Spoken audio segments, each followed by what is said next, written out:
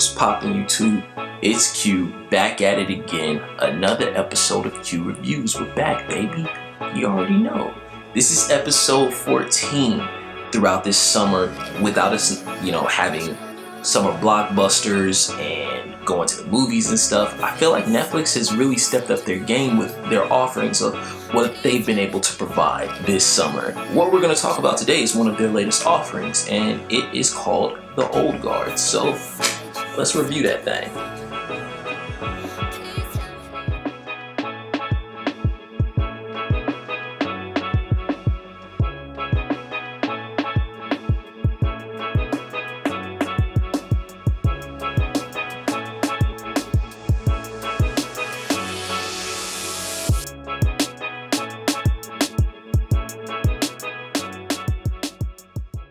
The Old Guard is this action superhero thriller type of movie. It's directed by Gina Prince, by the way, and it's based off of a graphic novel of the same name. This movie stars Charlize Theron, Kiki Layne, and a few other pretty solidified actors. The plot of this movie is that these ex-soldiers are pretty much connected by becoming immortal, and they are going on this revenge mission. I don't want to spoil too much of it. It's a fairly new movie, but that's pretty much the plot of the movie. Within this, if I had to describe the movie, I would say that it's a lot like Extraction, but it also has the elements of like the script of Captain America, the First Avenger, and then it has like the music of a CW show.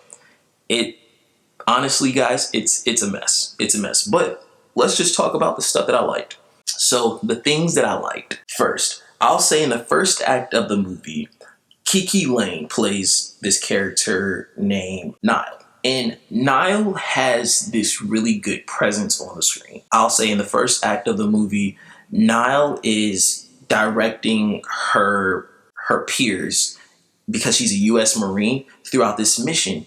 And you can tell that she did her research, like the writers and the actors, they did their research when doing like the hand movements of, military, signals, because they're in a mission. They can't really speak out loud. And so I really enjoyed that, because it takes the movie kind of to the next level in the sense of that scene was very believable. I enjoyed that encounter, and I thought that it made her character vulnerable, which was pretty dope, because I didn't see that coming earlier in the movie. I was like, I don't think that there's going to be any connection to a character. And within that short amount of time, I was like, yo, that's actually, like, I enjoy seeing this character on the screen. Once Andy, who is played by Charlize Theron, once Andy captures Nile to tell her that she's, immortal, there's this really cool fight scene on a plane, and I just thought that it was choreographed incredibly. I thought that the way the plane was being flown versus the fight scene, and kind of like, I would even say the music in the background, it was a pretty good scene. I think that a lot of people will enjoy that scene. I think that's one of the highlights of the film. Harry Melling played Stephen Merrick, who was pretty much the villain of the movie. And if you've ever seen Harry Potter, Harry Melling was the cousin to Harry Potter. I'm going to be completely honest with you guys. I've never watched like the full Harry Potter series. It just wasn't my thing. I was late to the party. I might watch it and review it later on. But as of right now, I have not seen it. But I do know he was like that evil ass cousin that Harry Potter had. And just to see him come all the way from that was pretty dope, because I don't know his resume, but I haven't seen him in anything else. And I remember watching it and I was like, dude, why does that person look so familiar? Why do I know this person's face? And I was just like, yo, that's Harry Potter's evil ass cousin. Like, that's crazy. And I think he made that character even more enjoyable just off of the sense of it's that facial recognition. And I think sometimes in movies, that's a very important thing, because you're not just playing on nostalgia, but you're playing on the sense of you're going to enjoy that character because of you have enjoyed the character that he's played before, she's played before. And I just immediately was like, yeah, he's evil. I know he's evil. I know he's full of shit. And it was really cool to see. So that was really good casting on their part. And so lastly, the thing that I really liked within this movie was I really enjoyed the character development between Niall and Andy. I thought that it was the perfect opportunity for the directors to bring those two characters together. And you can tell throughout the movie that it's a slow burn. But like towards that final act, you really see those two characters come together. You see that kind of big sister, little sister, or that leader, and that young grasshopper type of dynamic come through. And it works because, number one, Niall's character is extremely likable. She has the one-liners. She has the kind of novice sense. And then you have, the character of Andy, who's just a completely developed character. You understand her motive. You understand who she is within the first 3 minutes of the movie. So it's one of those things where once you have those two together, it just works. It made for a really good character development moment towards the end. With that being said, let's talk about things that I hated. Things that I hated in the movie. Let's see. I really hate nitpicking on like certain scenes in movies. And I understand that, sometimes things aren't thought all the way through. But in the beginning of the movie, like within the first 5 minutes of the movie, Andy is pretty much caught in the background of someone's selfie. And she doesn't want to be traced. She doesn't want to be, on camera. So she goes and asks the person, hey, do you mind if I take your picture? Like, I can take your picture for you. And the person is like, yeah, no, that's great. Like, I suck at taking selfies. And before taking the picture, she deletes the picture that she's in the person's phone. And it's like, yeah, of course, that's to show you they don't want, like Andy doesn't want to be seen.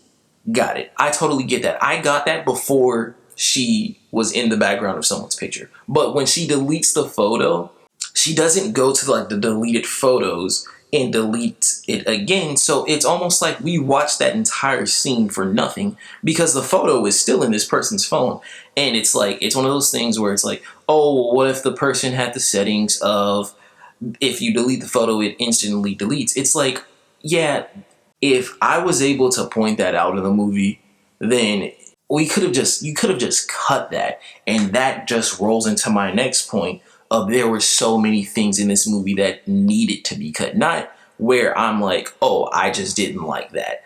This movie is 2 hours and about 5 minutes, and it doesn't need to be at all whatsoever. You can't explain to me why this movie needs to be over maybe 75 minutes, to be completely honest. And now I understand pacing. I understand how movies work. But at the same time, let's not do that stuff just to run up the runtime. I'm willing to bet that it's exactly what they did. Don't know why, but willing to bet that's exactly what they did. So another thing that I didn't like.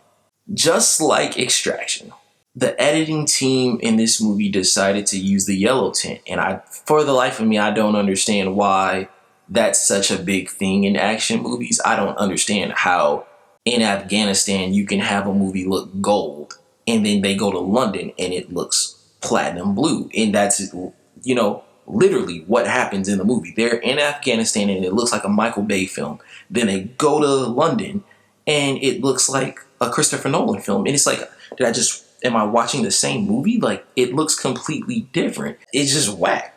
Like, it's just whack. Like, that did not look good at all. Another thing that I don't like, and this is just a personal preference, it's not even something to criticize the film. It's really just, I'm not the biggest fan when Charlize Theron plays these type of characters. She plays these like nonchalant type of characters, but they're definitely more of the alpha. She did it in Mad Max and it worked because it's Mad Max. You can't really say anything wrong about Mad Max. But I've seen Atomic Blonde.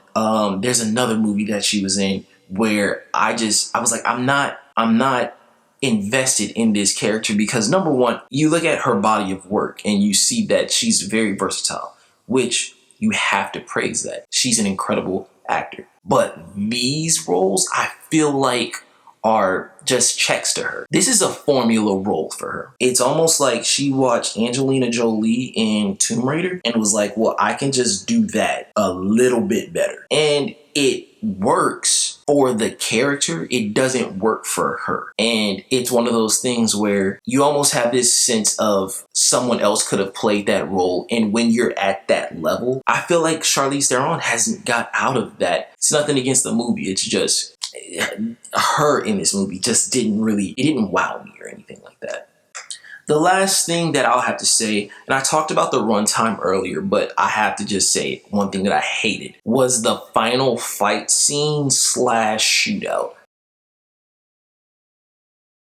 It ran over 30 minutes and it didn't need to. Like, it didn't need to at all. It was so frustrating to sit there and watch that. You can't kill everyone and not die. And that's like the point of the movie. I know.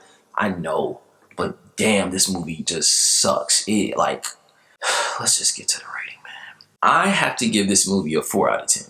I didn't like it. I didn't like this movie. I think I've made that very clear. I will say it wasn't a great movie. It wasn't a good movie. It wasn't absolute trash, but it's not great. It's something that I appreciate because of the circumstance. Because we can't go to the movies and because we don't have summer blockbusters. I don't want my 2 hours back because I watched a movie. It was action-packed. But at the same time, it wasn't good. Like, I would be heated if I had to pay for that. I will say, after watching the movie, I am definitely intrigued on reading the graphic novel. I haven't read the graphic novel, so I am intrigued. I do want to pick that up, and I might even come back and do like a recap review of the graphic novel and maybe even rewatch the movie. Who knows? We'll see. Also, it feels like the movie doesn't know if it wants to be PG-13 or rated R. I hated that. Is this HBO or is it CW? Let me know, please. Comment in the comment section. Tell me what you thought of this movie, of The Old Guard. Tell me what you think. Tell me, do you think Netflix needs to continue to do graphic novel adaptation? Because Extraction was an adaptation as well. And if they should, what do you think they should do? Do you have any ideas? And make sure to like, subscribe, share this video, share the channel. Go into the description, check out those socials. Click on those socials. Click on the Facebook, the Twitter, the Instagram. Connect with me. Make sure to be safe, wash your hands, wear a mask. Until next time, until the next review, peace out, be easy.